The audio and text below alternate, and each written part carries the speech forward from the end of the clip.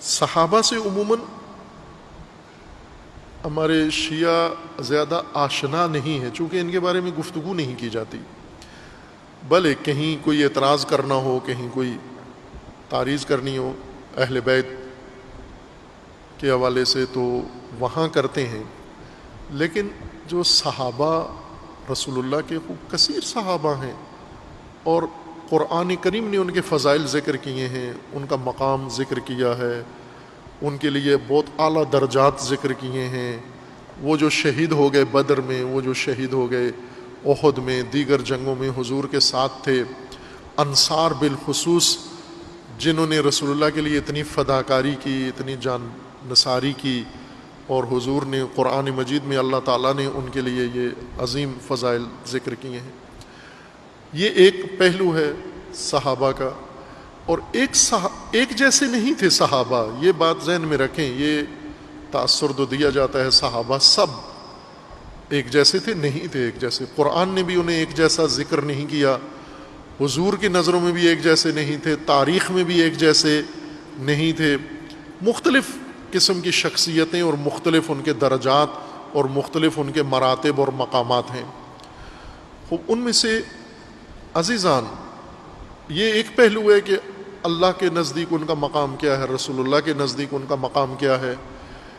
اس میں سے سب سے ایک اہم پہلو یہ ہے کہ ان صحابہ کا جو کردار تھا حضور کے ساتھ،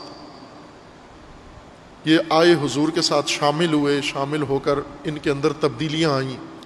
یہ پہلے اسلام سے خارج تھے، باہر تھے، کوئی مشرک تھا، بت پرست تھا، کافر تھا، کیا تھا، مختلف اپنے اپنے سلسلوں سے تھے، وہ چھوڑ کر آئے، اپنے قبائل چھوڑ کر آئے، ہجرت کی، سختیاں دیکھیں۔ یہ رول ان کا بہت اہم ہے، یہ سمجھنا کہ کس صحابی نے کیا کردار ادا کیا، اور ایسا بعضوں نے شاہکار کردار ادا کیا کہ رسول اللہ صلی اللہ علیہ وآلہ وسلم کی طرف سے تحسین وصول کی، شاباش وصول کی، اللہ کی طرف سے انہوں نے شاباش وصول کی۔ وہ کردار بہت اہم ہیں، وہ ہمیں معلوم ہونے چاہیے۔ ہم چند صحابہ کو صرف نام پتہ ہوتے ہیں، شیعہ سمجھتے ہیں کہ یہ سلمان، ابو ذر اور مقداد، اور کون ہیں؟ یہ 4-5 یہ صحابی ہیں رسول اللہ کے، باقی ایسی مخلوق ہے ساری۔ نہ عزیز من، بہت اعلیٰ و ارجمند شخصیات ہیں صحابہ، بہت پاکیزہ ہستیاں ہیں صحابہ کے اندر۔ البتہ کچھ ایسے بھی تھے کہ رسول اللہ سے ڈانٹ بھی کھائی، کچھ نے اللہ سے ڈانٹ کھائی، کچھ کو خوب یہ قرآن کریم میں ہے کہ ان میں سے منافق بھی تھے، رسول اللہ کو قتل کرنے کی انہوں نے سازش کی، رسول اللہ کے خلاف سازشیں بھی کی انہوں نے، یہ بھی تھے۔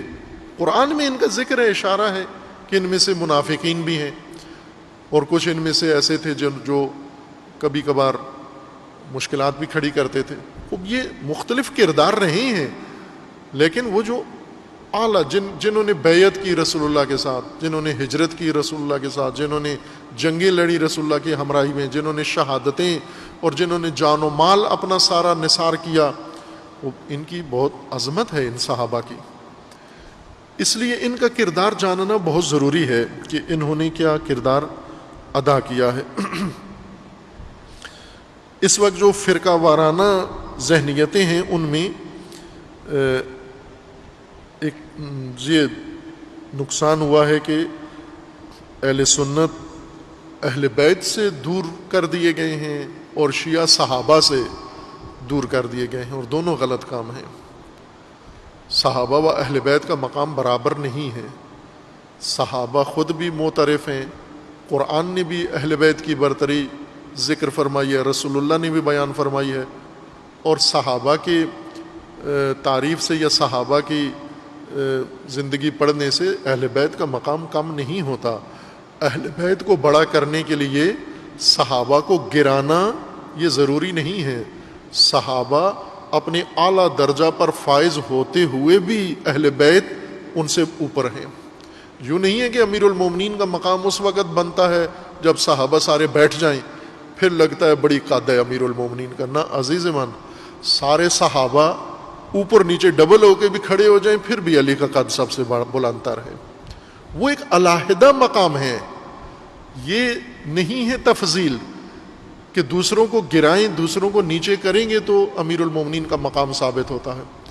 آپ امیر المومنین کا مقام علی کے کلام میں دیکھیں, نہج البلاغہ میں صحابہ کی باتیں بھی تاریخ نے لکھی ہیں, امیر المومنین کے خطبے بھی لکھے ہیں. آپ دو جملے امیر المومنین جیسے دو جملے کسی صحابی کے بتا دیں, آپ خطبے دور کی بات ہے. جس طرح قرآن کریم نے فرمایا کہ قرآن کے مقابلے میں 2 سورتیں لے ہو, 2 آیتیں لے ہو, ایک آیت لے ہو, ایک سورہ لے ہو, فَأْتُوا بِسُورَةٍ مِّن مِثْلِهِ. اللہ کے کلام جیسے عرب ہو, فصیح ہو, شاعر ہو, ادیب ہو, عربی پر قدرت ہے تمہیں تو قرآن جیسے 2 جملے لکھ کر لے ہو. نہیں لا سکے, وہ اسی طرح امیر المومنین کے خطبے جیسا خطبہ لے آئیں, 2 جملے لے آئیں.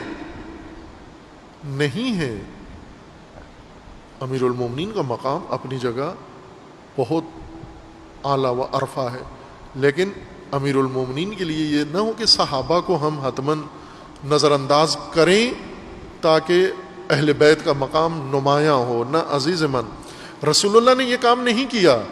رسول اللہ نے صحابہ کے سامنے صحابہ کو گرا کے اہل بیت کو اوپر نہیں کیا. صحابہ کے سامنے صحابہ کی تحسین کر کے, صحابہ کی قدر شناسی کر کے ان صحابہ کے اندر اہل بیت کا مقام پیش کیا ہے. صحابہ کو بٹھا کے, صحابہ کو بلا کے ان کے سامنے اہل بیت کی عظمت بیان کی. ہم بھی ایسا ہی کریں, رسول اللہ کی سیرت پر عمل کریں. اہل بیت کا مقام اپنی جگہ ارجمند ہے.